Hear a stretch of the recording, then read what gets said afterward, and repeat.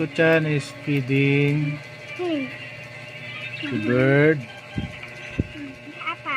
by picking up one seed at a time and putting it on the tip of her finger, like this, picking up one seed, putting on the tip of the finger, and then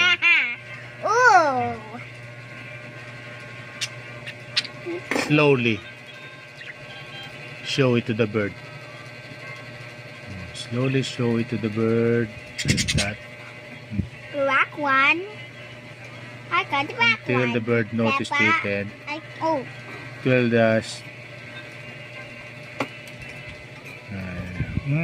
we'll just eat it like that. See? So Cool. Chico-chan